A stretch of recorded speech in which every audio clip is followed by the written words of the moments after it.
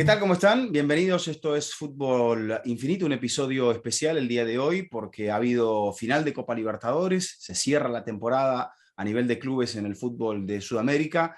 Hay un nuevo campeón, que no es exactamente un nuevo campeón, es un viejo conocido que repite el título por tercera vez en su historia. Por eso tenemos un episodio de análisis de lo que ha sido el torneo, de lo que ha sido la final, de cómo está el panorama del fútbol a nivel de clubes, a nivel de la Conmebol.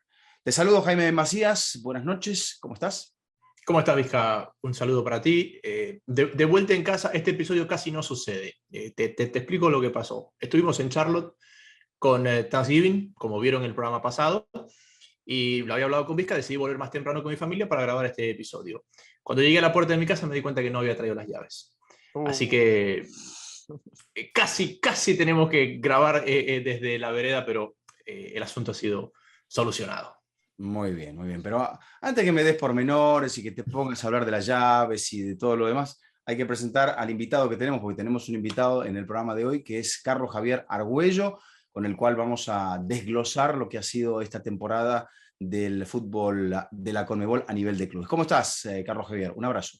Vizca, ¿cómo te va? Un saludo a Jaime también. Un placer estar acá en Fútbol Infinito. Yo hace tiempo estaba esperando que Jaime me llame porque yo trabajo con él en otras cuestiones. Estaba en el banco esperando el llamado y un gusto estar acá para hablar de la Libertadores, que es uno de mis torneos favoritos, y tocar algunos puntos por arriba antes de profundizar, porque en la previa me sorprendía que estábamos ante una final de dos equipos que llegaban muy cuestionados. De verdad que no recuerdo una final de Libertadores con dos entrenadores, con dos equipos en sus formas, tan cuestionados, no por la prensa especializada, sino por los mismos hinchas. Tú veías los últimos partidos de Palmeiras en el Brasileirao, con los hinchas insultando a jugadores, quejándose del entrenador. En Flamengo, un Renato Gaúcho que hasta renunció después de perder en la Copa de Brasil. Regularmente cuando llega a la final de la Libertadores todo es fiesta. Acá era un ambiente raro, pero bueno, terminó definiéndose por un error de Andreas Pereira, que hace bicampeón a Palmeiras otra vez. Muy bien, tranquilo también, vamos a ir poquito a poco con el análisis, no me tires toda la anécdota de la llave y de todo lo demás, vamos paso a paso, acá se juega partido a partido. Y bueno, antes que nada, Jaime, presentamos el episodio de hoy que es traído gracias a Amstel. Porque Amstel es la cerveza oficial de la Copa Libertadores y la Copa Sudamericana, el sabor perfecto para refrescarse cuando se disfruta del buen fútbol. 100% malta e ingredientes naturales.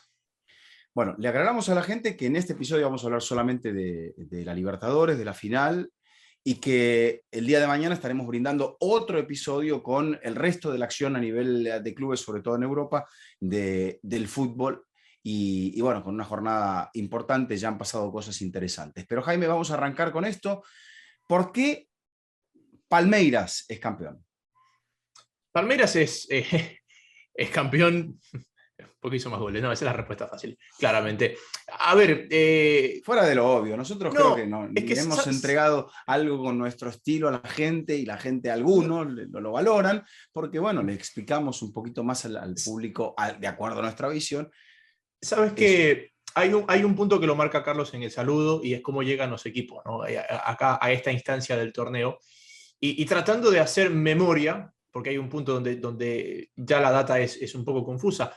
El tiempo que pasó, Vizca, entre la clasificación a la final y la final en sí, hace que se entienda más cómo llega la final a partir del rendimiento de los dos clubes en su torneo local y sus copas, que el propio rendimiento en la Copa Libertadores. Ha pasado un mes y medio desde aquella clasificación a la final a principios del mes de octubre. Y dentro de esa polaridad que han tenido los equipos y de ese descontrol, en las llaves de ida y vuelta, Palmeiras siempre fue un equipo para muchos mezquino, para otros un poco más defensivo. Contrasta el estilo del portugués Ferreira con el portugués que había sacado campeón al otro equipo. Estamos hablando de Jorge Jesús.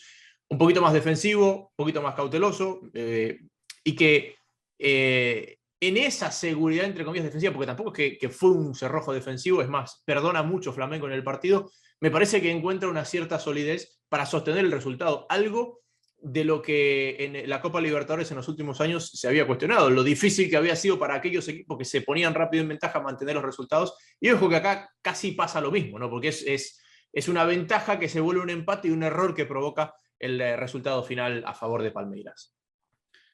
Carlos. Sí, me parece que en esa solidez defensiva hay puntales muy importantes, sobre todo lo de Gustavo Gómez, que otra vez se gradúa como el mejor central de América, me parece.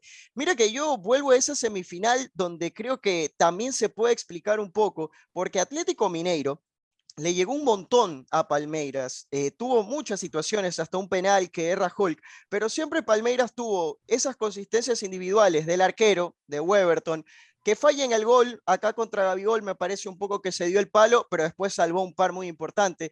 Lo de Gustavo Gómez, el chico Danilo en la mitad de la cancha con 20 años, más el sistema de contragolpes, que a mí sinceramente me gustaba más el del año pasado, ese título 2020, me parece que Ronnie estaba mucho más enchufado con Gabriel Menino. Ahora se sumó la variante de Dudú, que volvió del fútbol de Medio Oriente, que le da un poco más de juego por dentro, pero siempre el sistema de contras está muy bien aceitado. Y ahí es donde hablas de un equipo copero, si quieres, porque Flamengo tiene los nombres, tiene la fuerza en ataque, pero la consistencia en sí es de Palmeiras, que en el torneo largo se le complica, está a 16 puntos del Atlético Mineiro en el Brasileirao, que en otros partidos finales de ida y vuelta la ha pasado mal a lo largo de la temporada. Es más, si repasamos la temporada de Palmeiras, es muy mala. En el Mundial de Clubes, en la Recopa, en la Supercopa de Brasil, en la Copa de Brasil, en el Brasileirao, pero en este Libertadores hay una mística distinta y sin dudas que Ferreira la sabe jugar. Y lo que es interesante, Vizca, es que históricamente ninguno de estos dos ha sido un gran equipo copero. Flamengo, previo a Jorge Jesús, era más conocido por sus fracasos en la Libertadores, siendo el equipo más popular de Brasil y tenía ahí el título del 81 con Zico. Y Palmeiras, hasta la final del año pasado, era el equipo brasileño que más finales había perdido en la Copa Libertadores de América. Entonces, y que fíjate que aquella que gana, le gana al Deportivo Cali por los penales en el 99.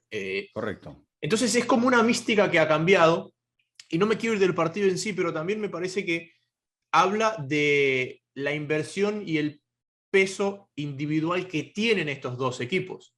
Porque si repasamos el cambio de formato de Libertadores, te aparece River 2 veces, te aparece Flamengo 2 veces y te aparece Palmeiras 2 veces. Estamos hablando de que suman 6 finalistas en 5 años, por ahí aparece otros equipos que tuvieron apariciones puntuales. Pero Gremio. No, el Gremio, que curiosamente tenía el mismo entrenador que tuvo Flamengo hoy, Boca, que es el que pierde con River, Lanús, que es el primero que juega la final con el actual formato, y Santos el año pasado. Pero bueno, la línea marca, ¿no? que River, Palmeiras, Flamengo son los que individualmente han tenido mejores nombres, tanto en la dirección técnica como en el campo, en el continente en los últimos años.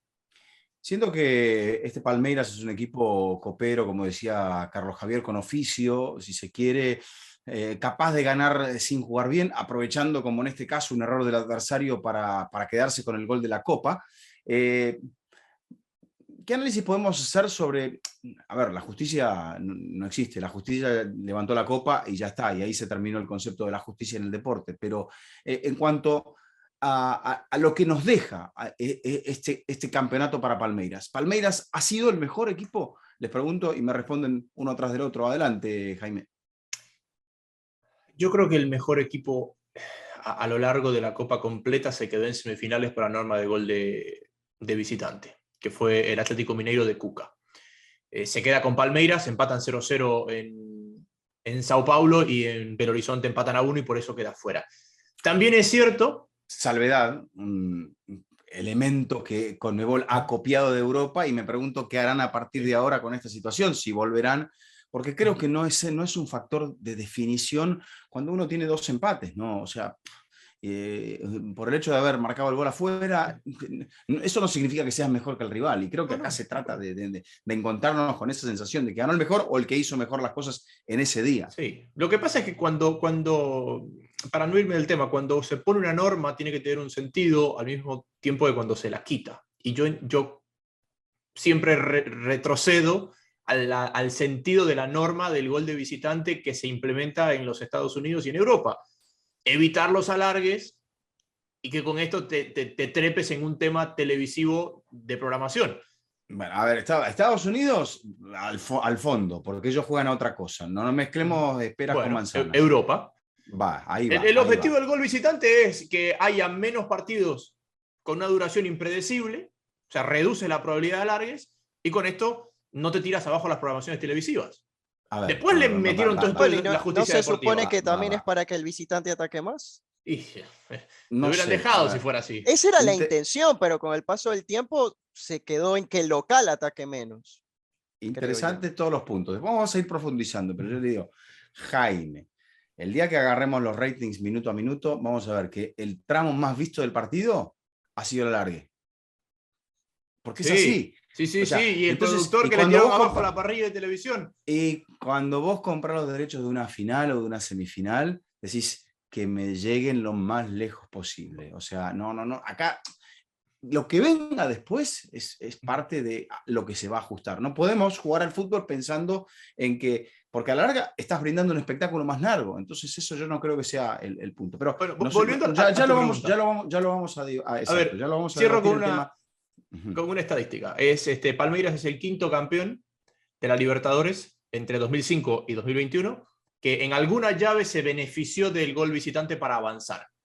Fueron el Inter de Porto Alegre, Liga de Quito, Palmeiras, River, el River que le gana la final a Boca también avanza frente a Gremio en una llave Sí, por gol de visitante. Sí. por gol de visitante. Entonces es el quinto en ¿cuántos años? En 15 años, 16 años. O sea, no creo que drásticamente ha cambiado la historia de la Libertadores este gol. Volviendo al punto del cual nos fuimos. Atlético Mineiro creo que a lo largo de la Copa fue el mejor equipo, que quedó eliminado por esta enorme semifinales. También me parece que en esto que se habló tanto de la cantidad de refuerzos que fueron incorporando los equipos brasileños a medida que avanzó el torneo, quizás Mineiro también había sido el equipo que más había cambiado de principio a su eliminación. Llama la atención el nombre de David Luiz, por ejemplo, pero no es que este Flamengo es una cosa totalmente diferente que el equipo del día 1. Lo mismo Palmeiras. Sí, yo me voy a sumar a lo del Atlético Mineiro. Igual mira que a mí me gusta repasar bastante el camino de los equipos y ahí topo con el tema de las fechas y cuándo se dio esto, siendo la Libertadores anual. Porque, por ejemplo, a Flamengo le toca en octavos contra Defensa y Justicia, que hoy te puede decir que es uno de los mejores equipos del fútbol argentino, que está segundo, pero en ese momento que le toca jugar, Defensa estaba semidesarmado, viendo cómo se acomodaba, no estaba en un buen momento. Por ejemplo, otros equipos que están arriba en el fútbol argentino, Talleres, Sudamericana. En Brasil, el Bragantino en Sudamericana, el Fortaleza ni siquiera está. Es decir, me parece que y Boca River, que son los dos que siempre compiten, en la misma llave y eliminados uno después de otro por el Mineiro. Es decir, hubo una consecución de fechas y de los rivales que le tocó que me parece que hicieron que estos dos equipos por calidad individual se metan en la final. No es quitarle méritos, pero ganarle a eso Olimpia, que era un equipo muy, muy flojo, me parece que no valida tanto esa llave ganada por Flamengo. Después le toca en semis contra Barcelona de Ecuador, que es un buen equipo, que le causó peligro, pero no es, insisto, River, no es uno de los equipos que está peleando en la parte alta de las tablas. Entonces, de las tablas de Brasil o Argentina. Entonces, Flamengo llega invicto, ¿no? Flamengo, como los New sí. England Patriots, llegó invicto y perdió Y la goleando final. en Y todas, goleando, sí. goleando en todas las llaves. Entonces, y bueno, lo que marcaba Jaime de Flamengo. Flamengo arranca la temporada con Rogerio Ceni. Y el equipo no cambia tanto porque los refuerzos que llegaron casi no jugaron. Yo le decía a Jaime antes de arrancar, que Flamengo desde la semifinal de vuelta contra Barcelona no volvió a usar la alineación que puso hoy, porque David Luiz pasó lesionado, porque Felipe Luis vivía lesionado, porque Bruno Enrique jugaba un partido y otro no, de Arrascaeta cada vez que iba con Uruguay volvía lesionado. Es decir, tuvo muchos de esos inconvenientes. Es más, hoy Felipe Luis sale lesionado otra vez, Bruno Enrique tuvo un partido muy bajo, me sorprendió el primer tiempo bajo de Everton Ribeiro. Es decir, los grandes refuerzos, Kennedy, que llegó del fútbol español, aportaron De verdad que casi nada. La base sigue siendo la que armó Jorge Jesús. Y Renato en este tiempo pudo retocar un poco de cosas, abrir a Bruno Enrique otra vez, cosa que Rogerio Ceni había invertido, pero en sí es el Flamengo de Jorge Jesús. Entonces, equipos que ya se conocen tanto, porque Palmeiras también mantiene la misma base, se termina definiendo por esos detalles, que fue el error de Pereira, el único refuerzo que jugó casi todos los partidos últimamente. A eso iba ahora. Centrándonos ya directamente en el partido de hoy, después vamos a hacer un poquito más de elementos de contexto. ¿Cuál es la clave o cuál ha sido la clave en lo que ocurrió en el centenario de la victoria del equipo verde? El primer gol para mí marca un desajuste en cómo intentó presionar Flamengo. Y creo que le tomó un tiempito ajustar, sin que esto haya sido un Palmeiras volcado al ataque, no. Me parece por dónde está parada la última línea. Flamengo intenta llevar el equipo un poquito lejos del arco, en un bloque en un bloque compacto. Pero, como tanto Gabriel Barbosa como Bruno Enrique, siendo las dos referencias ofensivas, más vale, son hombres que caen hacia los costados, como lo decía Carlos, y que terminan en ataque más hacia el centro, quien genera la presión al centro es de Arrascaeta, es decir, el mediocampista por el centro. Y en ese intento de presión, se le escapa Mikey a Bruno Enrique, por eso Mikey queda tan libre, pero Gabriel Barbosa está abierto sobre el otro lateral y tiene que presionar de Arrascaeta sobre los dos centrales. Presiona uno, la pelota la saca el otro, y eso genera esa libertad de Gustavo Gómez en la pelota, que es extraordinaria. Ahí me parece que es cuando Flamengo se da cuenta que está a contrapié, porque ese bloque compacto, sin pelota, el momento de la transición ofensiva del rival quedaba largo. Y había muchos hombres de Palmeiras que lograban meterse entre la última línea y la línea de mediocampistas, y eso explica la definición del gol. ¿Por qué? Porque la línea de 4 termina llegando a posición en el retroceso, pero no al mismo tiempo que los mediocampistas, y eso genera, digamos, un vacío que permitía muchas zonas de remate. ¿Por qué se generaba ese vacío? ¿Por qué? Porque el que presionaba más arriba sobre los centrales era uno de ellos, de Arrascaeta. Y le tomó un buen tiempo a Flamengo, me parece, asentarse en el partido. Y claro, a partir de ahí tiene el partido mucho tiempo a contrapié. También tuvo una falta de acierto, porque Bruno Enrique no tuvo un gran partido, porque Gabriel Barbosa me parece que tuvo un mejor partido, pero tampoco terminó estando tan cerca del arco como le gustaría, y que eso generó que ese volumen de juego que mostraba en la estadística no termine reflejándose en el marcador tampoco. Igual a mí me sorprendió la postura inicial de Palmeiras, de verdad que bastante, porque repasamos la final 2020 con Santos y fue prácticamente estudio durante los 90 minutos y temor a que algún error te penalice. Y acá Palmeiras arrancó, más allá de lo que marca Jaime, ya desde el arranque había una predisposición distinta, líneas más adelantadas y sobre todo estudio del rival y saber dónde hacerle daño. Yo justo me puse a buscar durante el partido, puse en el buscador Felipe Luis Espalda, tweets que había escrito, y encontré de 2020 a algunos inicios de 2021, montón, porque me parece que es un problema recurrente que tiene Flamengo. Felipe creo que está más cerca del nivel del Chelsea últimamente que del Atlético de Madrid. Creo que es una prioridad para Flamengo buscar un lateral izquierdo, porque en el gol termina Bruno Enrique de lateral izquierdo, en el retroceso, porque Felipe Luis queda muy descolocado, tiene pasividad tanto cuando da el paso hacia adelante como cuando tiene que retroceder, y ahí con Mikey, con Dudú, que se interiorizaba bastante, me parece que lo que terminaba causando era que David Luiz ocupe dos posiciones y un montón de roles, porque leí algunas críticas a David Luiz, pero de verdad que él estaba como central, tenía que cuidar la espalda de David Luiz, era uno de los principales ejes en salida para entregar la pelota y combinar con Andreas Pereira, porque insisto que Everton Ribeiro se mostró poco, que Gabigol bajó poco también, entonces estaba sobrepasada esa zona de Flamengo como lo marcaba Jaime, y ahí es donde, insisto, me sorprende Palmeiras cómo sale de arranque y golpea. Después la frase que siempre tiene el señor Macías, hace un gol y ni hablar, Abel Ferreira metros para atrás y se lo termina empatando con justicia igual. No es de la escuela, este no es de la escuela de Josualdo, es de la escuela de José. No. Este es de Mourinho, este es Mourinho a tope. Quizá también viendo, ¿no? Lo que Flamengo es, si uno deja que Flamengo se te posicione en tu campo y Palmeiras sales de entrada a regalarle campo y pelota, yo creo que eso se parece un poco a un suicidio futbolístico. Entonces, entiende, debe haber ensayado mucho a ver sobre la presión sobre la salida del rival.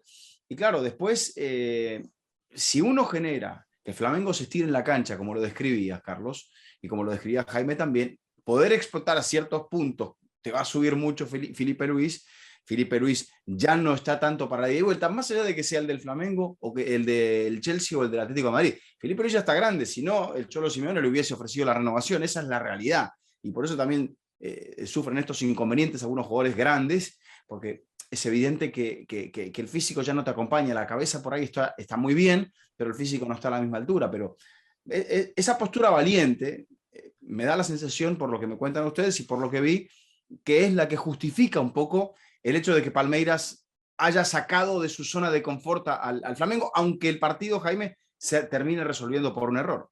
Yo también creo, y a ver qué opina Carlos, que no terminó siendo un gran partido de los mediocampistas. Primero porque esa postura de hacer el campo ancho del ataque de Flamengo, y segundo por esa verticalidad de los laterales de Palmeiras en salida. Entonces, el medio campo como que siempre, el que no tenía la pelota siempre estuvo como a contrapié. Se volvió un poco más un partido de áreas. Y en ese duelo de áreas aparece la figura que marcaba Carlos, Gustavo Gómez. Primero en salida, después en defensa. Y que al no existir una batalla fluida o constante en medio campo, porque se superaban mutuamente, ese duelo de áreas, Palmeiras se siente más cómodo. Que insinuaba más peligro Flamengo cuando la pelota caía en la zona de Arrascaeta con ese remate que ataja Beverton, los cabezazos desviados de Bruno Enrique y de Gabriel Rosa, sí, insinuaba más peligro por dónde terminaba. Pero creo que más cómodo en ese contexto se sentía Palmeiras. Mira, primero quiero responder a lo que decía Vizca de que si le entregaba pelota y terreno a Flamengo era suicidio. Sí, comparto, pero ideológicamente Ferreira ha hecho eso en otros partidos. Contra el Atlético Mineiro, dale la pelota sin problemas y resistió los 180 minutos prácticamente. Por eso yo usaba la palabra sorpresa. Pero de eran la 180, postura. eran 180. Sí, sí, es verdad. Igual hasta de local te digo que lo sufrió. Y después lo que marcaba Jaime sobre los medios. Sí, Arao, mira que hay una toma desde arriba en el gol de Veiga, que Arao estaba por lo menos 10 metros atrás de Veiga, en ese centro atrás de Ronnie. Creo que tuvo un partido complicado. Y en el lado del doble 5 de Palmeiras, a mí me gustó el partido de Danilo, creo que fue el más activo. Entraron dos Danilos igual, Danilo el titular y Danilo Barbosa, que es el que entró después y no le fue bien. Pero el primer Danilo, el de 20 años, jugó un buen partido. El problema es que Flamengo atacaba con tanta gente en esa zona que era muy difícil para Danilo y para Rafael cerrarla, porque entre las conducciones de David Luiz, que recibía Andreas Pereira, que estaba de Arrascaeta a su espalda, no podían Danilo y Rafael estar uno al lado del otro, cerrar con solidez, entonces iba entrando Flamengo. Después, lo que a mí sí me dejó una sensación rara de por qué llegamos a los 120 minutos, fueron los cambios, fue la lectura, porque hablábamos de un Flamengo que, lo dice Jaime, de área a área, que no podía entrar definitivamente, y ahí es donde me causa algo de algunos demora y otro de dudas en los nombres de dónde los puso. Michael es una de las sensaciones del Brasileirao, extremo izquierdo, es más, el goleador del Brasileirao me parece que es Hulk, y después viene Michael. Lo puso por derecha, Renato, le fue mal. Después en la prórroga ya lo manda a la zona izquierda y fue de los más peligrosos. El ingreso de Kennedy, el ingreso de Pedro, es decir, jugadores que podían darle más peso en el área, me pareció algo tardío, casi todos en la prórroga. Insistió demasiado tiempo en Bruno Enrique, que entiendo el nombre y la importancia de Bruno Enrique, pero no estaba en su día. Y el otro lado de Palmeiras lo mismo, porque después del primer gol, todo el segundo tiempo, Palmeiras ya no tenía forma de salir. Encima se le lesiona el doble 5. Tiene que sacar a los dos, a Danilo y a Rafael. Patrick de Paula es un muy buen jugador. Yo le digo el Moisés Caicedo brasileño, pero lo tenía contenido y no tenía posibilidad de salir. Entonces yo decía, si Palmeiras está tirando tantos pelotazos y tienes a Ronnie de 9, ponlo a Daverson. ponlo a Daverson y que con sus mañas algún pelotazo te va a ganar. Bueno, lo hace en la prórroga y además convierte el gol no por un pelotazo. Pero insisto, creo que hubo una tardanza y mala lectura en los cambios que también hicieron que se extienda un poco más esto. Bueno, ¿les parece? ¿Tiene algún apunte más del partido o pasamos un poco al complemento? No, solo un par de apuntes estadísticos. 20 años habían pasado desde el último bicampeón de la Libertadores, que había sido el Boca de Bianchi. Desde ahí no había un bicampeón de la Libertadores. ¿Qué más? Palmeiras iguala a Santos, Gremio y Sao Paulo como el brasileño más ganador. Curiosamente, los brasileños más ganadores tienen apenas 3, superadas ampliamente por las 7 de Independiente, las 4 de Peñarol. Y la otra, 5 de Boca. 5 de Peñarol, 5 de Peñarol, sí, se va a enojar. Y de Boca también. Se va a enojar. Claro, no, pero estoy hablando del máximo ganador por país, ¿no? Entonces, por país. Por país, sí. Bien. Por país. Y lo otro que te iba a decir, y que era algo que lo conversábamos con Carlos antes de comenzar, es decir, una vez en la historia, el yugoslavo que había ganado el título con Colo-Colo, una vez en la historia, Josic, una vez en la historia, un entrenador europeo o no sudamericano había ganado la Copa Libertadores. Estamos ante 3 consecutivas. Es decir, Jorge Jesús, Ferreira. ¿Qué nos dice esto del presente del fútbol sudamericano? Bueno, nos dice mucho de la influencia del señor Méndez y sus satélites que hasta ahora traen los entrenadores para llevarse a los jugadores. Es una especie de segunda conquista de América, en este caso la América futbolística. No, lo decíamos porque, por ejemplo, Boca, la final del campeonato... Boca tiene 6, pero no es el argentino más ganador, eso queda claro. No, lo decíamos porque la final del campeonato ecuatoriano la van a jugar un entrenador español y un entrenador también portugués, del Benfica. El otro es español de la Escuela de Levante. Entonces... ¿Sabes que a mí me parece que en Brasil era muy necesario esto? Yo no sé si eran técnicos europeos específicamente. Se da la salida a técnicos europeos cuando los sudamericanos que buscaron no funcionaron. ¿A qué me refiero? Palmeiras fue por Gareca, no funcionó. Flamengo fue por Rueda, no funcionó. Bueno, Rueda metió la final de la Sudamericana. Bueno, no me pareció un gran equipo, pero respeto. A lo que voy es que Brasil no genera muchos entrenadores. No, Bausa fue a Sao Paulo también, perdón que te interrumpí. Bausa le fue bien. Sí, pero Crespo fue a Sao Paulo. Claro, no, pero hubo toda una ola de entrenadores. No, es que a ver, puedo seguir. Este año me acuerdo, Holland fue a Santos. Aguirre, Sampaoli. Sampaoli, correcto. Ahora el que mejor le está yendo es Vojvoda en Fortaleza. Pero a lo que voy, en Brasil, los nombres que más éxito vienen teniendo últimamente son Renato y Cuca, que los dos ya tienen muchísimos años. No hay una muy buena camada de técnicos jóvenes. Mientras que Argentina, que sí sigue generando un montón de técnicos muy, muy buenos, la mayoría termina exportado a Europa. Pero a lo que voy, Brasil necesitaba esto. Necesitaba Tite, que ya está en la selección. Los sudamericanos no todos les dan garantías, van por los europeos y tienen más de esta mística copera. Y me parece que va a ir hacia allá el camino. Después podemos hablar del fútbol sudamericano, de la creación de juveniles, de la formación, pero me parece que en sí, con el caso de los entrenadores, salvo Argentina, sí hay un retroceso gigantesco.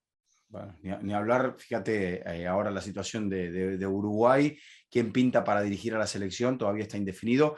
Y a ver, saquemos las cuentas de cuántos entrenadores del mismo país que dirigen, o sea, cuántos entrenadores tienen la nacionalidad de la selección que dirigen. Y yo encuentro a Rueda en Colombia, encuentro el caso de Brasil con Chichi, encuentro el caso de Argentina con Scaloni, ver lo que va a suceder con Uruguay, si viene un entrenador uruguayo.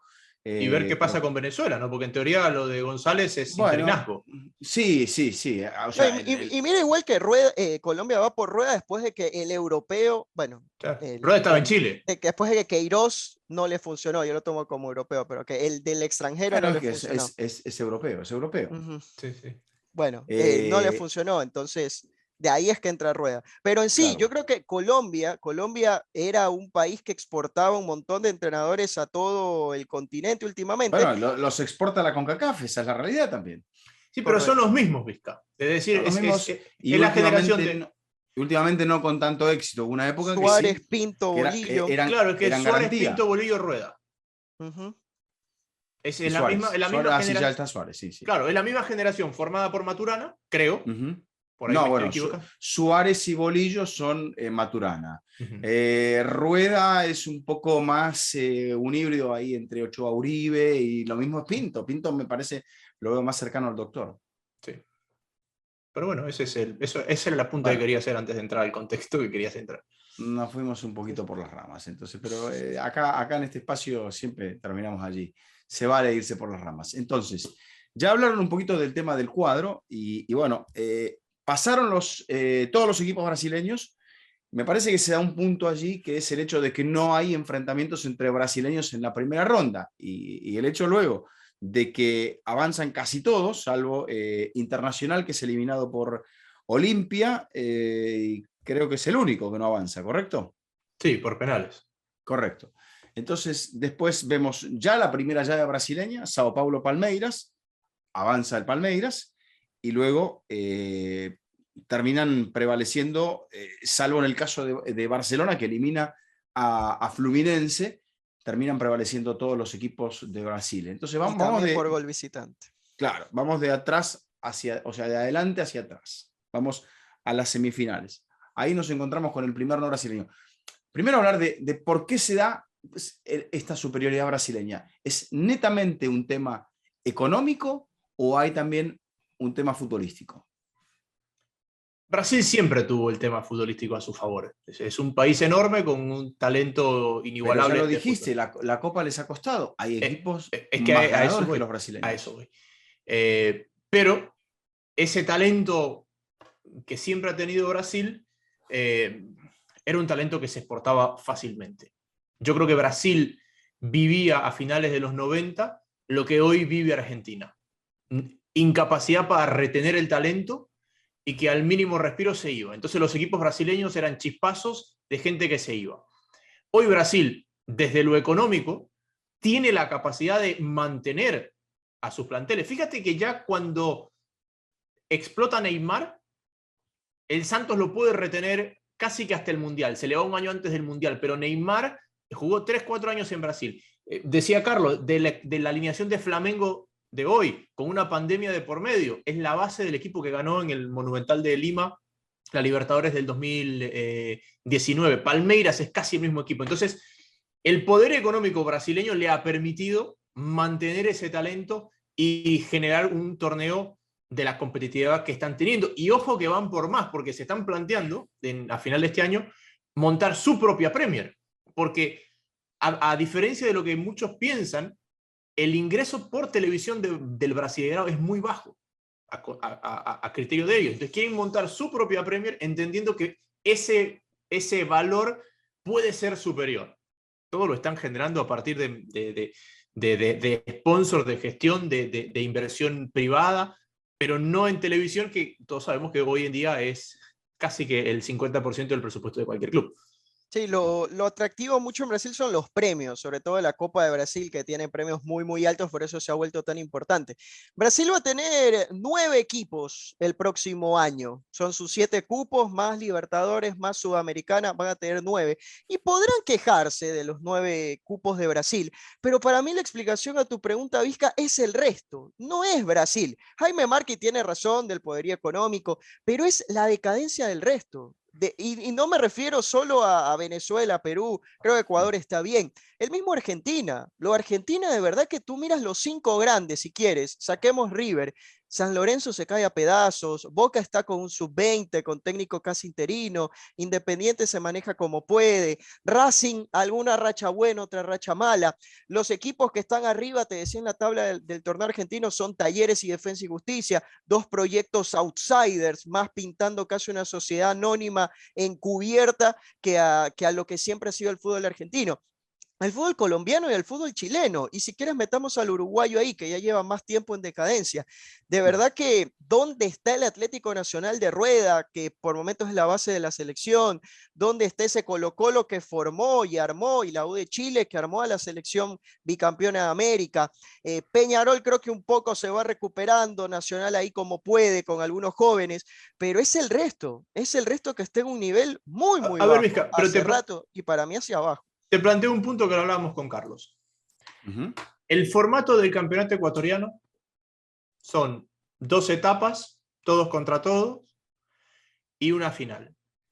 Es exactamente el mismo formato con 16 equipos. Es el mismo formato que tiene el campeonato paraguayo con 12 equipos, con la única diferencia de que en Paraguay no hay final, sino que hay 2 campeones por año. ¿Ok?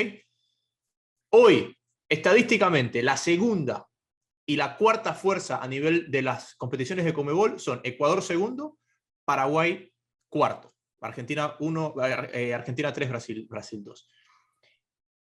Para mí no es una coincidencia que los 2 países con el torneo, con el formato de campeonato y el calendario más lógico de todos, se hayan posicionado como la segunda y la cuarta fuerza. Porque después hay tal desorden en los formatos de torneos que eso termina afectando al rendimiento de clubes. Mira lo que es Argentina, mira lo que es Uruguay, mira lo que son los formatos de campeonato que tú dices, ¿y cómo es esto? Tienes que hacer un examen en física cuántica para entender cómo funciona. Y estamos hablando de Conmebol, pero tú te vas al fútbol mexicano, del cual hablamos con Pepe, y Carlos también nos sigue mucho, y tú lo conoces muy bien, Vizca. El retroceso futbolístico a partir de este formato que mete a más de la mitad a la liguilla.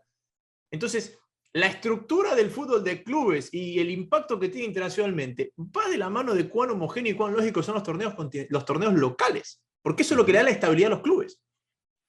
Sí, bueno, yo creo que hay un tema aquí de situaciones y excepciones, ¿no?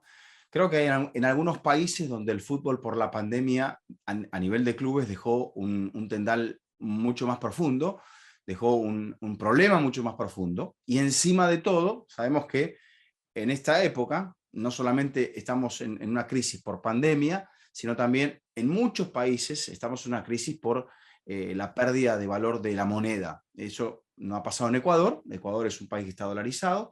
No ha pasado en Brasil, porque Brasil la moneda no se ha depreciado tanto, pero sí ha pasado mucho en Argentina y ha pasado en otros países. Ni hablar, por ejemplo, del caso de Venezuela. Eso es un mundo aparte.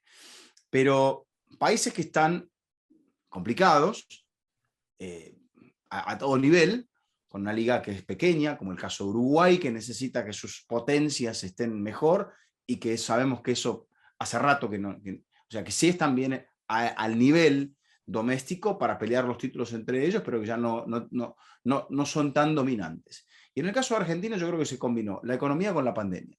Chile es otro capítulo aparte, hay que preguntarse por qué, con un país que económicamente es mucho más solvente y si se quiere hasta en un punto bastante más sólido, el fútbol chileno sigue sin despegar. Bolivia es hasta un cierto punto protagonista, a Paraguay lo vimos ahí con una selección que no despega, pero que por lo menos metió a Olimpia allí, que cuarto finalista. O sea, fue Olimpia, River, los 3 outsiders fuera de Brasil, son Olimpia, River y Barcelona. Y me mencionabas la Liga Paraguaya, pero yo no, o sea, Argentina también ha vivido, desde el campeonato de 30 equipos, ha habido una irregularidad en cuanto a los torneos y los calendarios, desfasada aún más por la pandemia, Jaime. Tremendo, tremenda. Y bueno, las crisis que hay ahora en los clubes con la situación de exportar. River también ha tenido que enfrentar este tema de una renovación constante, que ahora quizás se pare, pero habrá que ver qué es lo que pasa con Gallardo también, porque el hombre que había hecho posible esos títulos puede ser que ahora emigre. Lo que pasa es que también te hago la misma metáfora que la hemos hecho en los programas del fin de semana, cuando yo te digo, el Real Madrid es el candidato a ganar la Liga, porque es el mejor dentro de su liga, pero cuando hablamos de España en un contexto europeo nos encontramos con una realidad totalmente distinta. El título de Gallardo de este fin de semana es extraordinario, es lo único que le faltaba ganar con River, y es la muestra de lo que es su proyecto, los de mucha jerarquía y experiencia con los chicos jóvenes. Pero también me parece que no hay que quitarle, o sea, no le quiero quitar mérito a esto, pero también si tú comparas lo que ha hecho Gallardo ante quién, en comparación de cuál es el presente de los clubes argentinos en el contexto continental el día de hoy, y te marca que desde aquella final en Madrid, el fútbol argentino se ha sostenido en América gracias a ese River, pero que fue de campeón a finalista, a semifinalista, a cuarto finalista, a octavos de final. Bueno, pero lo que pasa es que sí, ha tenido que salir de muchas figuras, y también le ha ocurrido esto, le tocó el mejor equipo del torneo que pasó por los pelos con Boca, pasó Claro, por los pelos y el VAR con Boca. pero no es una Y crítica, ojo, es simplemente la gráfica es no de que River ha empeorado, no, sino que contexto, bueno. la máxima referencia de ese fútbol ha Pero retrocedido. no lo quiero justificar, como decía Carlos, ahí dependen de ciertos momentos. Él hablaba de Defensa y Justicia y de cómo lo toma en el torneo a Defensa y Justicia, y cómo también yo creo que River se enfrenta a Mineiro en el momento más bajo de River de todo el año. Entonces, eso también coincide, y bueno, yo creo que River después de eso, porque fíjate que ahí no había comenzado bien este torneo, y coincide con este momento de la Copa Libertadores, el equipo sufre, había perdido la definición del torneo pasado, o sea, se fueron más piezas todavía, o sea, Gallardo tuvo Pero que Vizca, rearmar.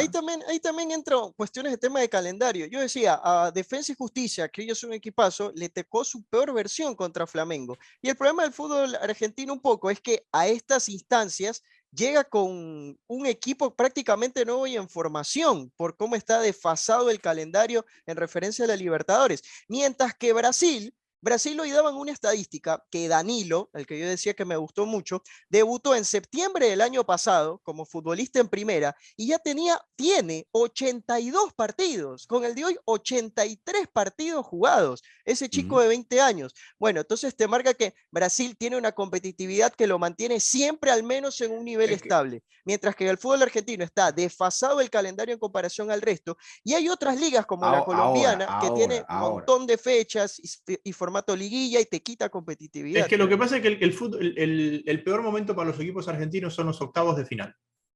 ¿Por qué? Porque, y por eso yo hablo del poco orden que tenemos a nivel sudamericano en los campeonatos. El campeonato brasileño... Es que hay que reformular. Fíjate cómo juega Brasil. Brasil juega de abril y noviembre.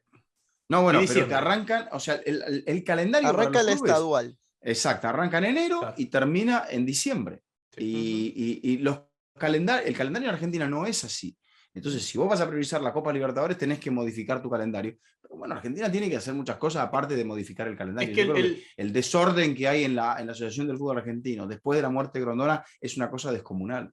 el campeón argentino, o sea, digamos, el equipo que está jugando la Copa Libertadores como campeón argentino, ha pasado un año desde que fue campeón hasta que la comienza a jugar como campeón.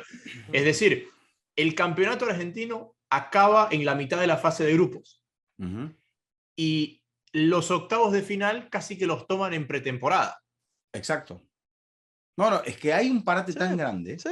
No sé si es un tema climatológico. Hay un parate tan grande en el invierno que, bueno, se asocia también con el parate de selecciones y demás. Y hay un parate importante en el verano. Entonces, allí hay algo que me parece que, porque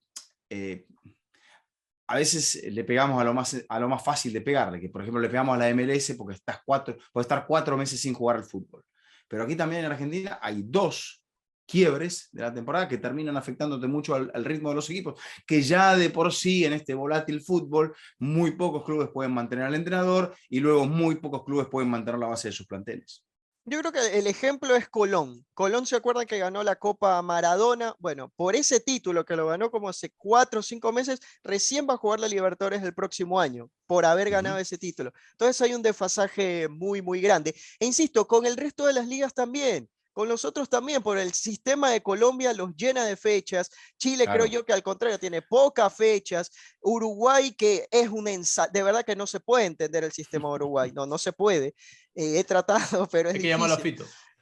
Correcto. No, Entonces... pero vas al tema de Colombia, por ejemplo. Y Colombia me parece que los equipos han desaparecido, pero porque también si llegan a zona de definición en el torneo colombiano, se les va a mezclar con algo importante también, porque hemos visto que equipos que tengan que jugar partidos, salvo bueno, aquel equipo de Rueda, pero que tengan que jugar partidos con 48 horas o 24 horas porque hay una definición. Es que Colombia tiene 2 problemas. Uno, los que llegan a instancias finales se funden porque juegan una barbaridad de partidos. Es decir, un equipo pelea los 2 torneos, juega una barbaridad de partidos, y tienes equipos que después no juegan.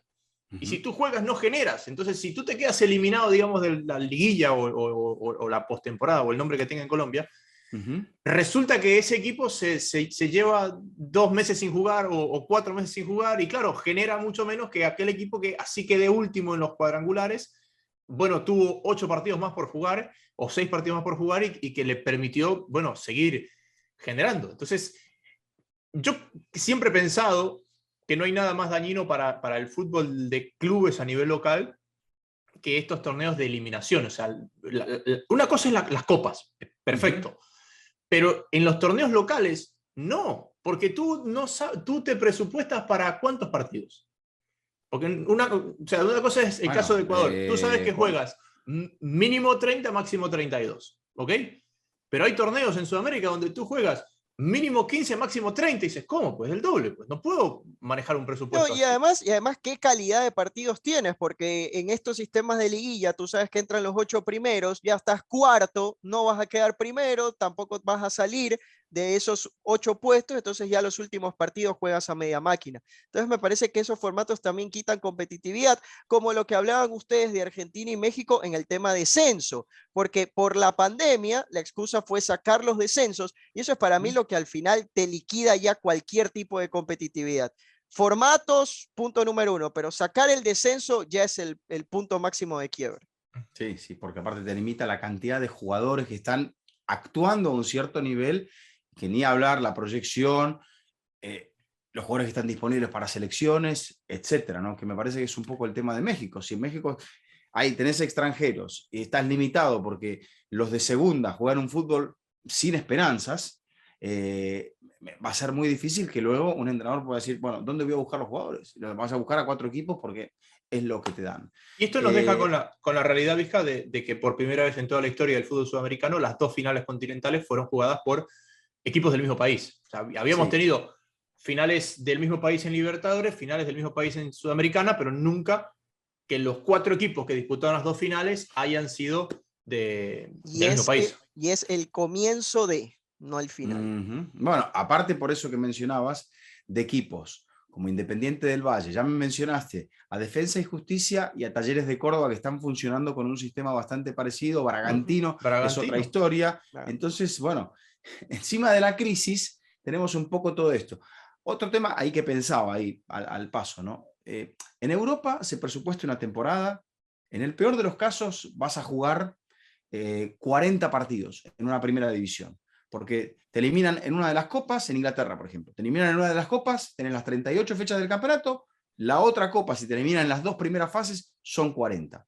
A más partidos, más posibilidad de que la televisión te pague más, y bueno, más posibilidad de tener más dinero para tus planteles, para tu formación, etc.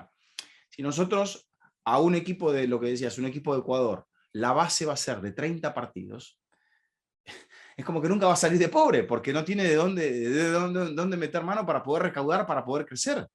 Sí, pero yo ahí discrepo porque yo creo que va acorde al número de equipos que puedes tener en un país que sean competitivos.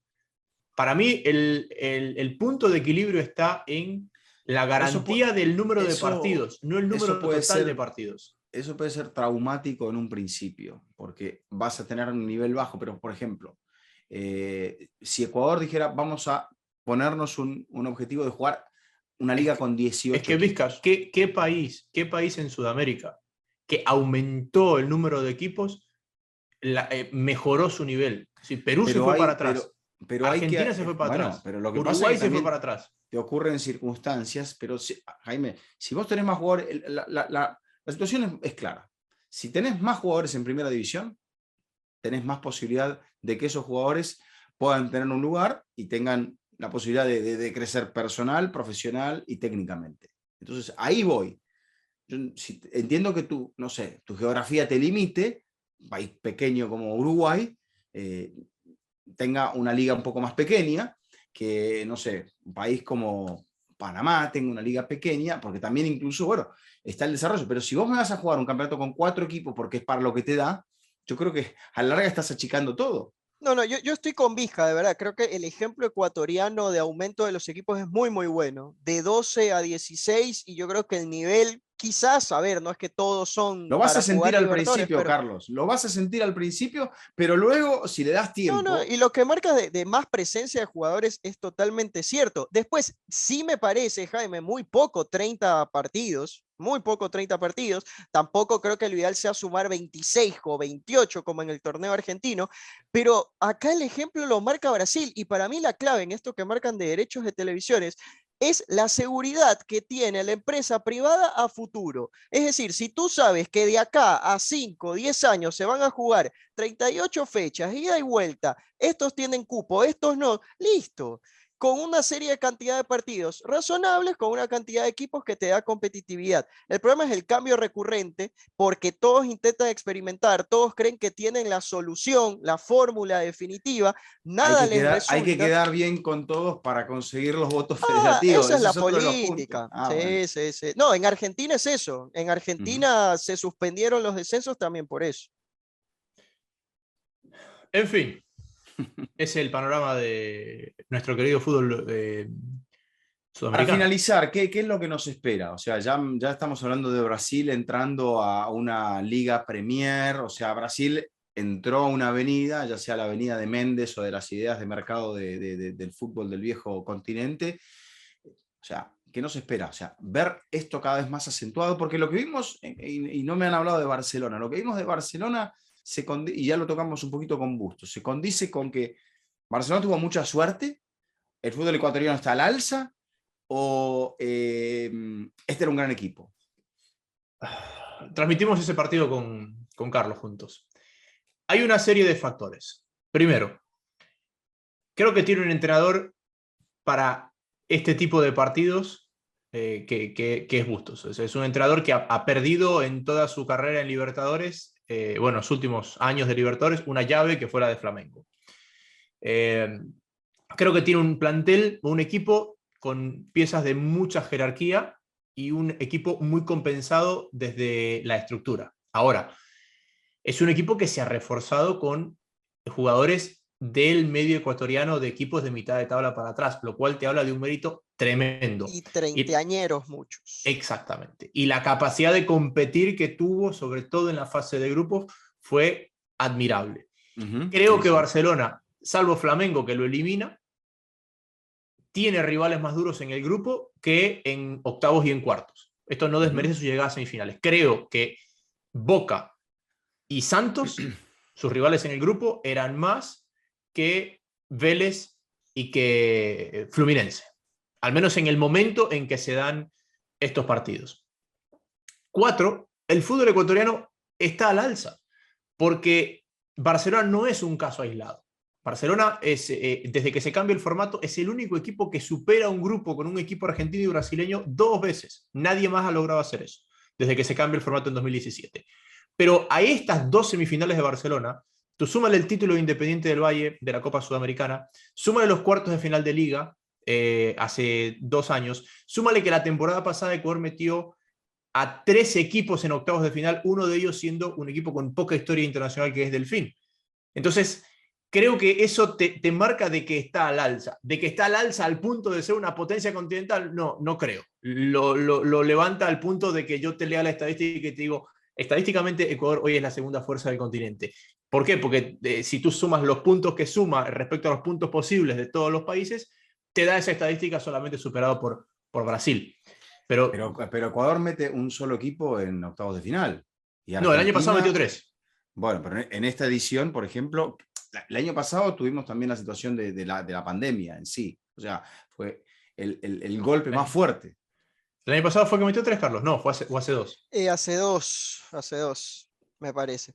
Sí, el problema igual del fútbol de este caso en específico es que Independiente del Valle estuvo en un proceso de transición de Miguel Ángel Ramírez a Paiva, por consiguiente cayó a Copa Sudamericana y no pudo competir mucho más acá. Pero Independiente del Valle para el próximo año, ojo, pues me parece que va a estar molestando otra vez allá.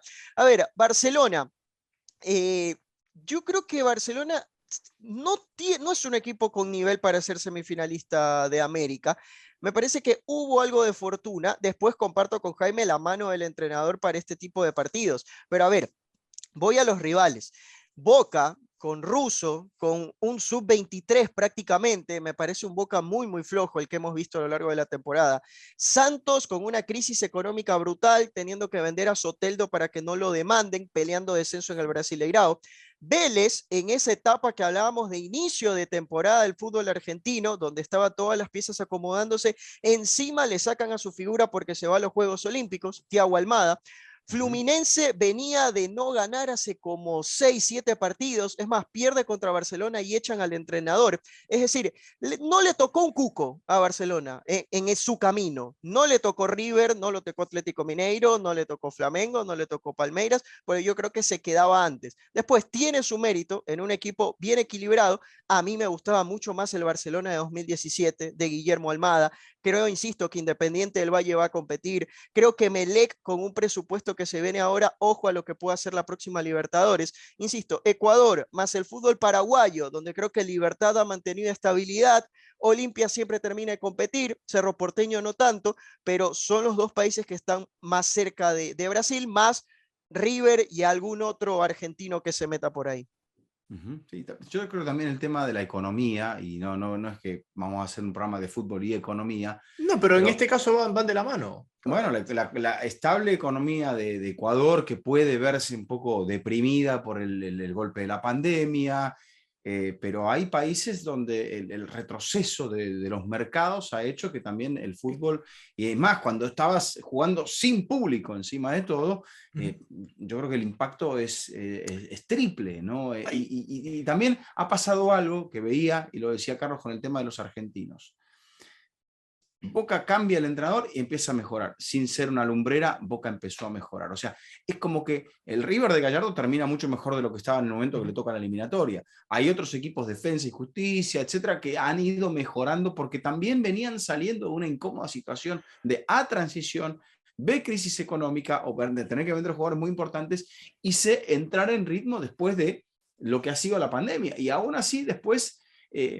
son equipos que saben que están un poco golpeados desde lo económico y que probablemente tengan que seguir vendiendo figuras, no al caso de Santos. Igual me parece que el próximo año para Argentina debería ser mejor. ¿Por qué? Porque a partir de la pandemia se dio mucho espacio a los juveniles que ya van a tener un año de rodaje, y adicional que también se usaba muchos jugadores reciclados de equipos menores, bueno, jugadores que ya van a estar experimentados en esa presión. Por ejemplo, tomo Estudiantes de La Plata, que está cerca de entrar con el ruso Zielinski, con 3, 4 juveniles, más una base de jugadores que no venían en un buen momento. Bueno, me parece un equipo que si entra a Libertadores le va a ir muy bien. Lanús de Subeldía lo mismo, base de juveniles muy, muy buena. Yo creo que el próximo año para Argentina debería ser mejor. Estás dando un nombre clave, un término clave, que es bases juveniles. Y ahí es donde se mezcla la economía del fútbol. ¿Cuál es el jugador más caro? ¿Cuál es el jugador más caro? El jugador que está en su prime. Es decir, los jugadores que están alrededor de los 25 años. ¿Ok? Tú te vas a Europa, toda esa generación está en Inglaterra, la liga de mayor músculo financiero. Y el resto compite o con las promesas a futuro o con aquellos que están de vuelta en la recta final de sus carreras. Te vas acá al fútbol sudamericano y ¿qué equipos tienen esos jugadores en su prime y los están manteniendo? Brasil. Los nombres de los que hablamos hoy están en esa edad. Gabriel Barbosa, Bruno Enrique y compañía. Te vas al fútbol argentino y el River de Gallardo, que es el actual campeón, con muchísimo mérito, repito, son juveniles. 19, 20, 21, 22 19, 20 años y aquellos viejos guerreros que están de vuelta. Y si nos vamos al Estudiantes de Verón del 2009, el de Sabela, que lo conoce muy bien Carlos Javier, Verón, volviendo a acabar su carrera en el equipo de sus amores, era la excepción a la regla. Hoy, esa es la media. Hoy esa es la media y creo que... Así le ha pasado un poco también, meto a Boca, ¿no? Boca hasta la salida de Tevez era un poco eso, eran jugadores curtidos, en algunos casos algo pasado, reciclados, en el caso de Cardona, por ejemplo, ahora con el caso de Advíncula, o sea, y bueno, te tiene que terminar metiéndole mano un poco a los juveniles, Bataglia, que era a la gente de confianza de él, y fíjate que, no sé, Boca mejora, por lo menos se vuelve competitivo cuando, aparte de las circunstancias en las cuales es eliminado de la Copa Libertadores, yo creo que Boca ahí en esa época no jugaba para nada bien. Les hago una pregunta. De que mereciera o no mereciera ser eliminado por aquella situación de VAR. Les hago una pregunta. Cuando se busca que la Libertadores dure el año completo, previo al Mundial de Clubes.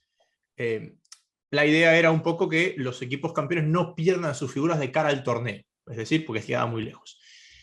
Pero me parece que este torneo largo, que a mí me gusta mucho más, ojo, termina premiando a aquellos equipos que pueden mantener a sus jugadores, entiéndase el fútbol brasileño. Sí. Porque, Sí, es como los 5 cambios, si quieres. exacto, porque más allá de espíritu. que el torneo acaba más cerca de la Copa, ese jugador de River o de Boca, que se iba a ir en julio, se sigue yendo en julio. Sea después de jugar la fase de grupos o no, pero se sigue yendo ahí. Es decir, el equipo igual no lo puede mantener hasta la recta final del torneo. Y en algunos casos se te va al fútbol brasileño, porque le puede pagar. Exacto, exactamente. Entonces, sí, igual recuerda que me parece que el principal problema se solucionó, que ¿qué era? Tú jugabas la Libertadores de enero a mayo, a junio prácticamente, y esos 6 meses en el torneo local estabas muy apretado, por consiguiente no entrabas a la Libertadores del próximo año, sí. Y al Mundial de Clubes llegabas con la mentalidad rota. Entonces, diciendo que no se solucionó lo del mercado y la exportación, al menos ese temita sí está más o menos saneado. Sí, porque también ahora en el colocar los calendarios en fase, la Copa con los torneos domésticos, hace que esos equipos que tienen jugadores, esos campeonatos que son apetecibles para que el jugador se vaya directamente a Europa, pierdan gente en la mitad de la temporada, ¿no? Que ahí es donde te pegan un golpe en la mitad de la espalda y te dejan paralizado. Pero bueno, es parte de las circunstancias de este fútbol sudamericano que hemos intentado desmenuzar aquí. Sí, en este episodio de Fútbol Infinito, que ha sido traído a ustedes gracias a Amstel, la cerveza oficial de la Copa Libertadores y la Copa Sudamericana, el sabor perfecto para refrescarse cuando se disfruta del buen fútbol, 100% malta e ingredientes naturales. La verdad que he disfrutado mucho hablar del fútbol sudamericano tan extensamente con ustedes, porque lo tocamos habitualmente, pero nunca con esta profundidad. Bueno, lo que pasa es que también nos ha ayudado una persona que nos ha potenciado, no a mí, pero al espacio. Muchas gracias. Bueno, es la virtud de estar apasionado por el colorido sudamericano, que creo que esa es la principal virtud, lo que nunca nos van a sacar, por lo menos. En Europa nos golean, pero al menos el colorido y la pasión seguirá. Así que está la única banderita de fe. Me hizo acordar al abogado Bonafón, así que le mandamos un saludo al abogado y bueno, cerramos aquí el programa. Carlos Javier, muchas gracias. Un gusto, hija. Y bueno, te esperamos aquí en Fútbol Infinito cuando quieras. Jaime. Cuando quieran. Regresamos mañana con el resto del panorama del fin de semana. Regresamos mañana, Vizca. Ha sido un gusto como siempre. Y despídalo nomás, porque yo acá toco de primera. Este ha sido un nuevo episodio de Fútbol Infinito. Será hasta la próxima.